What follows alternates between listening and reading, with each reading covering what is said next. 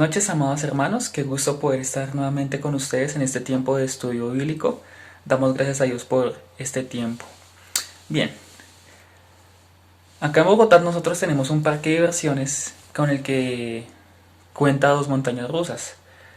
Creo que cada uno de nosotros ha pasado al frente sobre la carrera 68 y ha visto alguna de las montañas rusas y ve cómo la gente comienza a subirse en ellos. Ve cómo otras personas van subiendo y poco a poco después la montaña rusa va llegando hasta la cima y hay un punto donde ya llega un pequeño silencio y arranca la adrenalina y arranca la diversión. Eh, Nosotros, bueno, yo me he subido y sé que también es una experiencia muy buena, muy chévere. Y sabemos esa adrenalina y digamos, esa sensación que se siente. Es algo de alguna manera, algo agradable, algo honorable, maravilloso. Podría decirse hasta cierto punto algo glorioso poder estar ahí. Sin embargo, ¿ustedes sabían que esa montaña rusa del Salitre Mágico puntualmente mide 18,6 metros de altura? Pues bien, en el mundo hay montañas rusas que son mucho más altas, de 30, de 60. Por ejemplo, en Doswell, Estados Unidos, está una montaña rusa que se llama Orion, que mide 87,5 metros de altura. Y a pesar de que eso es muchísimo, hay una que se llama Kingda Ka, en Nueva Jersey, que es de 136 metros de altura, considerada como la montaña rusa más grande. Esa es más gloriosa, hablando en lo que estoy refiriéndome, a o comparado a la que tenemos acá en Bogotá. Ahora, ¿por qué digo esto? Porque hoy vamos a ver en la palabra de Dios dos pactos. No son montañas rusas, sino dos pactos que son gloriosos. Pero hay uno que es más glorioso que el otro. Así que vamos a empezar viendo y leyendo la segunda carta a los Corintios, capítulo 3, versículos 6 al 18.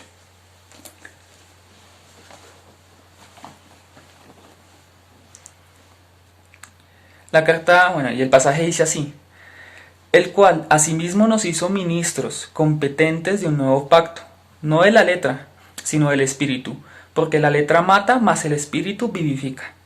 Y si el ministerio de muerte grabado con letras en piedras fue con gloria, tanto que los hijos de Israel no pudieron fijar la vista en el rostro de Moisés a causa de la gloria de su rostro, la cual había de perecer, ¿cómo no será más bien con gloria el ministerio del espíritu?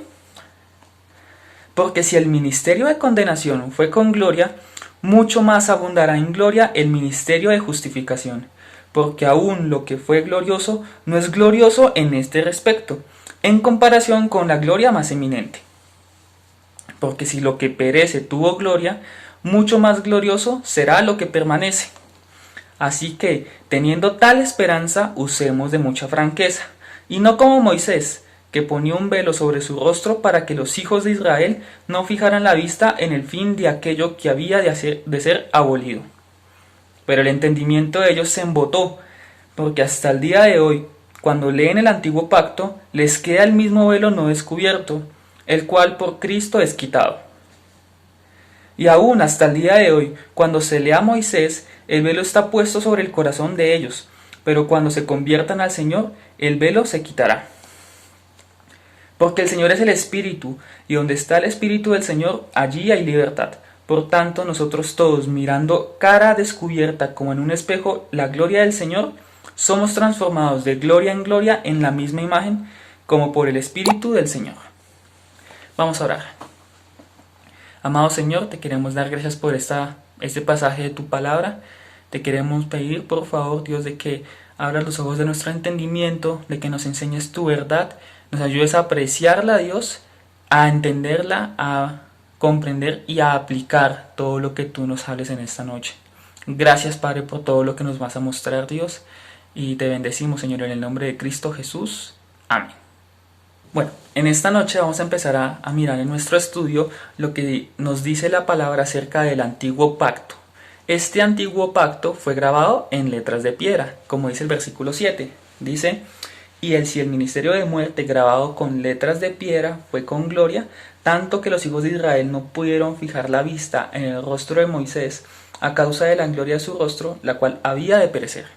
Nos está hablando de un ministerio de muerte, que eso es lo que vamos a ver más adelante, pero empezamos mirando de que fue grabado en letras de piedra. Y esta referencia definitivamente nos debe llevar al Antiguo Testamento y puntualmente al libro de Éxodo capítulo 34, así que vamos allá. Éxodo capítulo 34 dice lo siguiente, en el versículo 1. Y Jehová dijo a Moisés, alízate 2 tablas de piedra como las primeras y escribiré sobre estas tablas las palabras que estaban en las tablas primeras que quebraste. Prepárate pues para mañana y sube de mañana al monte de Sinaí y preséntate ante mí sobre la cumbre del monte. 4. Y Moisés alisó 2 tablas de piedra como las primeras y se levantó de mañana y subió al monte Sinaí como le mandó Jehová. Ahora miremos el versículo 28. Y él estuvo allí con Jehová 40 días y 40 noches, no comió pan ni bebió agua, y escribió en tablas las palabras del pacto, los 10 mandamientos. Bien, vamos a tener ahí una marquita en este pasaje de Éxodo porque vamos a volver ahí, ¿listo? Entonces estamos viendo que hay un antiguo pacto que Dios había hecho con el pueblo de Israel en el Sinaí. Esta ley muestra el carácter justo y santo de Dios. Nos muestra que solo Él debe ser adorado por lo que Él es y por su obra. La ley indica el estándar moral de Dios que quiere que nosotros alcancemos. Eso quiere decir que en ella yo puedo ver el estándar que Él espera de nosotros y me indica esa referencia y me indica el punto donde yo puedo ser agradable delante de Él. Es por esto, porque refleja el carácter de Dios, que la ley tiene una gloria en sí. Esta gloria significa algo honroso o un esplendor, algo que resalta. La gloria de este antiguo pacto se vio visible en el rostro de Moisés. Eso lo vemos en Éxodo 34, pero en el versículo 29. Vamos ahí. Éxodo 34, 29 dice, y aconteció que descendiendo Moisés del monte Sinaí, con las 2 tablas del testimonio en su mano, al descender del monte no sabía Moisés que la piel de su rostro resplandecía, después que hubo hablado con Dios. 30. Y Aarón y todos los hijos de Israel miraron a Moisés, y aquí la piel de su rostro era resplandeciente, y tuvieron miedo de acercarse a él. Bien, entonces este pacto es algo glorioso y maravilloso, que era esa forma de ser representado cuando Moisés bajaba del Sinaí. Sin embargo, vemos que a este pacto también se le califica de unas maneras aparentemente controversiales.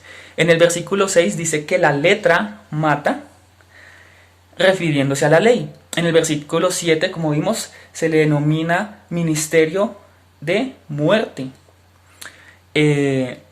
Y también dice en el versículo 7 que había de perecer. En el versículo 9 habla de ministerio de condenación. Y todo esto me indica pues realmente 2 cosas principales. Primero, que esa obra de la ley trae muerte. Vamos por favor a Romanos 7, versículo 7. Romanos 7, 7.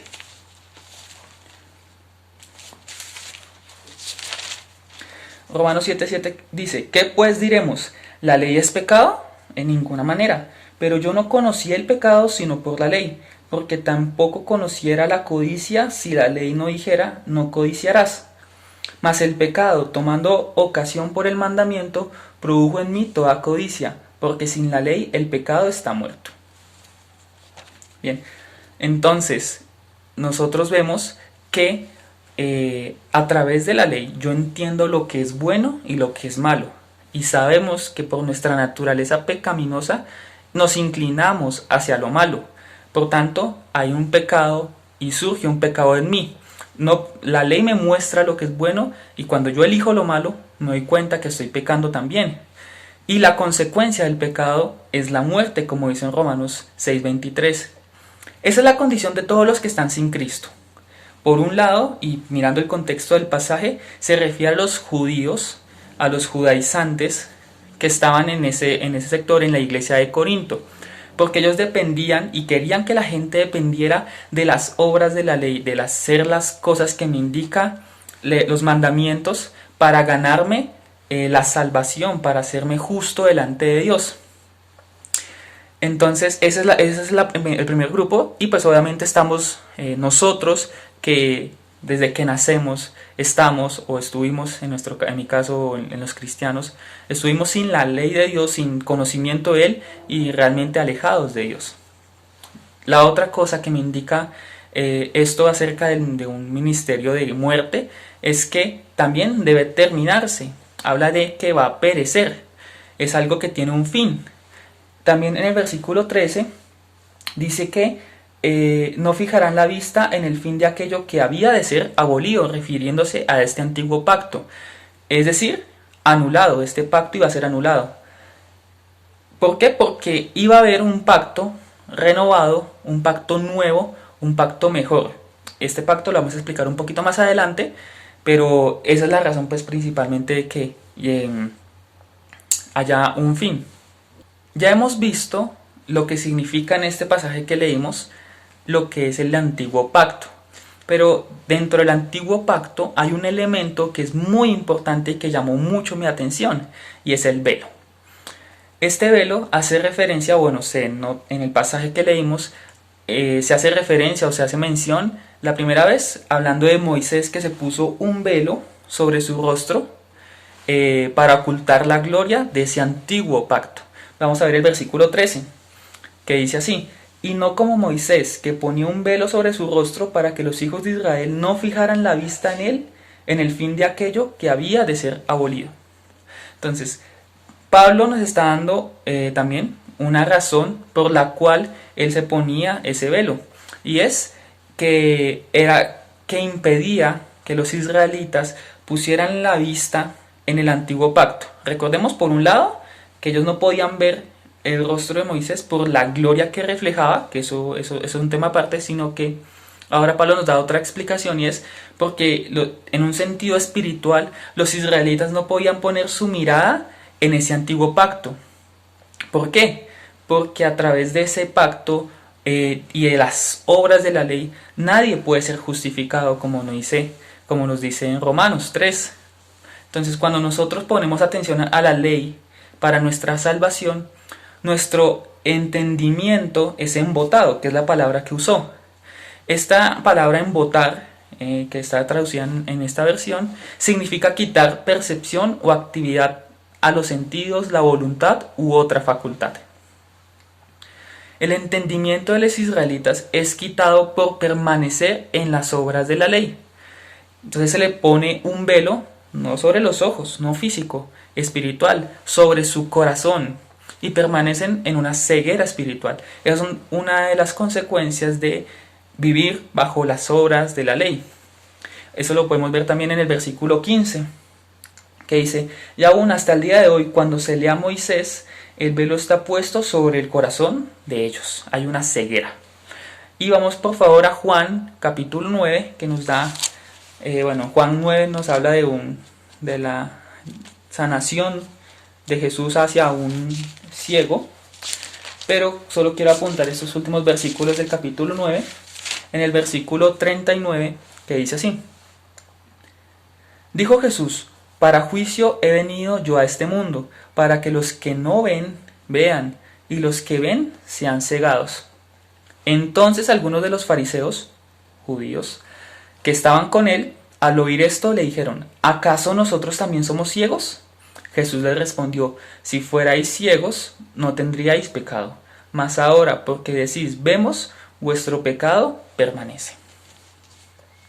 El velo, realmente lo que estamos viendo entre el velo y la relación a que nos está viendo, nos lo está enseñando Juan, en que el Señor Jesucristo trae vista, y esa vista en el contexto se refiere a salvación, se refiere a una vida nueva, se refiere a ver con nuestro entendimiento, o en nuestro entendimiento, el conocimiento de Dios. Y los judíos, a pesar de que tenían la ley, los fariseos que la conocían, eran ciegos espiritualmente, porque ellos digamos que precisamente la ley lo que hacía era cegarlos, les ponía el velo sobre su corazón e impedía que ellos pudieran conocer al Señor, a Dios. ¿Cómo lo tenían que hacer? Con la fe, no con las obras. Vemos también en el versículo 16 que dice, pero cuando se conviertan al Señor, el velo se quitará. ¿Esto qué quiere decir? Que tanto para esos judíos, esos fariseos, y también para nosotros que estábamos lejos de Dios por nuestro pecado, hay una oportunidad, hay una buena noticia, y es que ese velo se quita cuando nosotros nos convertimos al Señor, cuando nos aceptamos nuestra ceguera espiritual y cuando vamos a Dios en busca de su perdón. Él se encarga de darnos vista, de que lleguemos al conocimiento de su verdad y por consiguiente tengamos la salvación, también la vida eterna. Así que eso es algo maravilloso y es una noticia muy buena que Dios nos da en esta noche. Así que si tú realmente no has conocido al Señor Jesús, es algo que si tú no has creído en Él, hoy puedes depositar toda tu confianza en el Señor Jesucristo para tener la vida eterna, para poder conocerle personalmente a Él. Entonces ya hemos comprendido lo que significa un antiguo pacto y también el velo que traía ese antiguo pacto. Ahora veremos lo que se refiere al nuevo pacto y para ello vamos a Lucas 22, capítulo 22, versículo 17.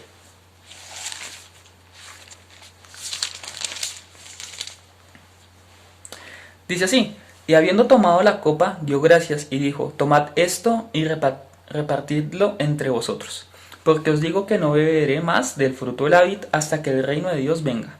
19. Y tomó el pan y dio gracias y lo partió y les dio diciendo, este es mi cuerpo que por vosotros es dado, haced esto en memoria de mí.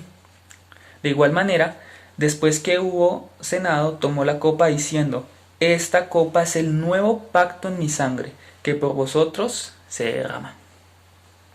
El nuevo pacto está en la sangre de Jesús, derramada en la cruz del Calvario por nosotros, para nuestra reconciliación con Dios.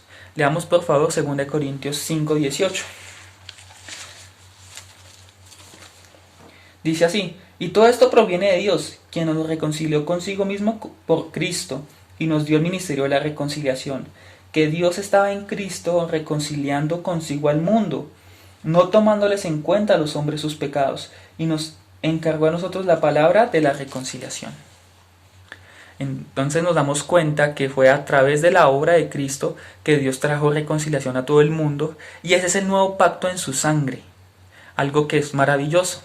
Este nuevo pacto se experimenta en el Espíritu, como vemos en el versículo 6 de Corintios, es el que trae vida o es el que vivifica. Dice más, el Espíritu vivifica. La manera de experimentar el nuevo pacto, que es una vida abundante, es a través del Espíritu. También se le llama a este nuevo pacto el ministerio del Espíritu, como en el versículo, en el 7, en el 8. En el 8 se denomina un ministerio del Espíritu y en el 9 ministerio de justificación. Por lo que nosotros podemos concluir que este pacto es el medio que Dios dio para nosotros para que tengamos la justificación. Es decir, para que nos hallemos delante de Él justos y estemos en Él y estemos con Él. Esto el antiguo pacto no lo lograba hacer. Dice en Romanos 3 que por las obras de la ley ninguno será justificado. 3:20. O ya que por las obras de la ley ningún ser humano será justificado delante de él, porque por medio de la ley es el conocimiento del pecado. Así que esto se refiere a este nuevo pacto. También se dice que este nuevo pacto es del Espíritu, porque el Espíritu Santo es el que nos trae la vida, vivifica, a través de la obra de Cristo en la cruz. También vemos en el versículo 17 que dice que porque el Señor es el Espíritu, y donde está el Espíritu del Señor, allí hay libertad. Así que un resultado de este nuevo pacto es para que para los que creen en Él, en Cristo, también hay libertad. Este nuevo pacto es más glorioso que el antiguo, sin duda. Tiene una gloria mayor, más eminente y más abundante. Esto lo vemos desde el versículo 6, que nos hizo ministros de un nuevo pacto, no de letra, sino del Espíritu. Porque la letra mata, como ya lo vimos, más, pero, un contraste, el Espíritu vivifica. También leamos por favor del versículo 8 al 11, que dice así: ¿Cómo no será más bien con gloria el ministerio del Espíritu? Porque si el ministerio de condenación fue con gloria, mucho más abundará en gloria el ministerio de justificación. Porque aún lo que fue glorioso no es glorioso en este respecto, en comparación con la gloria más eminente. Porque si lo que perece tuvo gloria, mucho más glorioso será lo que permanece. Entonces nos damos cuenta de que este nuevo pacto que Dios hizo por la humanidad es más glorioso, es más hermoso, es maravilloso. Realmente vemos, y el pueblo de Israel tuvo ese privilegio de apreciar la ley, los mandamientos dadas en el Sinaí, y ciertamente era algo glorioso porque mostraba, como dije, el carácter de Dios. Pero cuando vemos este nuevo pacto en Cristo Jesús, nos damos cuenta que es mucho más maravilloso. Estamos apreciando esa quinta acá, el más pro o el más grande de los pactos de Dios con el hombre, lo más glorioso y maravilloso, que es admirable, que es lleno de gracia y de misericordia. También vemos en el versículo 11 que este nuevo pacto es más glorioso, sí, pero también es permanente, no tiene fin, es eterno. Y lo que hizo Dios por nosotros al enviar a su Hijo es eterno, fue hace 2000 años y hasta el día de hoy está vigente. Y todo aquel que en Él cree no se pierda, para que todo aquel que en Él cree no se pierda, mas tenga vida eterna. Eso implica que hoy, mañana y en adelante está ese pacto de Dios por nosotros, que tenemos acceso a Él, y que es la forma que Él ha dado para que tengamos la salvación. Qué maravilloso es este pacto que Dios ha traído a la humanidad. En esto nosotros descansamos, los que tenemos esa seguridad de ser salvos. ¿Por qué? Porque hemos aceptado hemos aceptado al Señor Jesucristo. Si tú en esta noche que nos ves no tienes esa certeza de que estarás con Dios en el cielo, realmente la invitación es a que creas en el Señor Jesús, que ese es un nuevo llamado que está haciendo el Señor en esta noche para tu vida. Ya entendimos la importancia del antiguo pacto, de sus implicaciones, y del nuevo pacto y su gloria mucho más grande, abundante y eterna. Y ahora, con nosotros como cristianos, ¿dónde estamos? Queda claro que nosotros hacemos parte del nuevo pacto en la sangre de Cristo. Pero no solo esto, vamos a ver lo que dice el versículo 6, que no sé si se dieron cuenta al principio, como que parecía que lo ignoré un poquito, pero es por esto, porque ahora vamos a ver el impacto sobre nosotros como hijos de Dios. Dice: el cual asimismo nos hizo ministros competentes de un nuevo pacto, no de la letra sino del Espíritu, porque la letra mata, mas el Espíritu vivifica. Bien, si nos damos cuenta, se nos dice que somos ministros competentes del nuevo pacto. Es decir, somos servidores de Dios. ¿Cómo lo hacemos? Dando a conocer el mensaje de salvación a Dios y la justificación en Cristo Jesús a todo el mundo. También haciendo y participando en la obra de hacer discípulos que amen al Señor. Recordando la semana pasada en el estudio anterior que estuvo enseñando Ricardo, recordamos que la semana pasada veíamos cómo Pablo defendía su ministerio de algunos cuestionamientos de falsos hermanos que pedían cartas de recomendación para validar la obra del ministerio que él había desempeñado. Y él mismo menciona que la Iglesia de Cristo es la muestra o la evidencia de que Pablo y de que los que lo acompañaban eran servidores útiles en la obra del Señor, además de que su capacidad venía del Espíritu Santo y no de ellos. Nosotros debemos seguir ese ejemplo de Pablo en el evangelismo y discipulado de nuestros hermanos, aportando nuestros dones en la iglesia para la obra del Señor. Tenemos dones y habilidades y capacidades muy grandes que podemos poner al servicio de la iglesia, a otros hermanos y edificarnos unos a otros. También vemos algo importante para nosotros, y es en el versículo 18, que dice: por tanto, nosotros todos, mirando a cara descubierta como en un espejo la gloria del Señor, somos transformados de gloria en gloria en la misma imagen, como por el Espíritu del Señor. Se nos dice en el versículo 18 que estamos mirando como con una cara descubierta, es decir, no hay ningún velo, y estamos viendo sin ningún velo la gloria del Señor. Cuando la vemos, somos transformados de gloria en gloria. ¿Eso qué quiere decir? En un proceso que nos lleva a hacer como la imagen de Él, o a imagen de Él. Es un proceso maravilloso que hace Dios a través de su Espíritu. Eso es algo hermoso. Por otra parte, no vemos la gloria de Dios a lo lejos sobre otra persona, como los israelitas miraban a Moisés y veían su rostro resplandeciente. No, nosotros, dice el versículo, que vemos con cara descubierta como en un espejo la gloria del Señor. Y yo cuando leí esto, y bueno, más cuando lo medité, pues uno cuando ve en un espejo se ve a uno mismo, ¿cierto?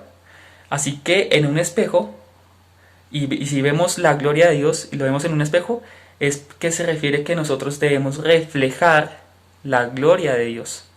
Y esto no quiere decir que nuestro rostro va a iluminar y que vamos a comenzar a andar por la calle mostrando como un rostro iluminado, no, que sea como evidente de manera física, sino que a través de nuestro carácter, que en nuestro corazón vamos a reflejar el carácter de Dios, la santidad, la pureza, la bondad y cada virtud cristiana que se va a ver, pero a través de nuestra conducta, de cómo hablamos, de cómo pensamos, de cómo nos comportamos con los demás. Si tú eres cristiano, pues debes ser reflejo de la gloria de Dios, para que todos le conozcan a Dios por lo que ven en ti. Porque si es algo glorioso, tiene que llamar la atención. Pero no para que pongan la mirada en ti, en wow, qué bueno eres, sino para que pongan la mirada en Dios, que es el autor de lo que hace en cada uno de nosotros. Así que eso es un gran llamado para nosotros. Es esperanzador porque definitivamente vemos a Dios trabajando en nuestro corazón, y también es un desafío para nosotros para que obremos y para que llamemos a otros a su reino con el ejemplo, con nuestra vida, con nuestra conducta santa y justa. Y bueno, hermanos, alabemos y demos gloria al Señor por su pacto maravilloso en la sangre de Jesús. También recordemos que no debemos poner nuestra mirada en las obras de la ley para ser hallado justo, sino que ante nosotros tenemos hoy una esperanza eterna y que no se va a cambiar, que no perece.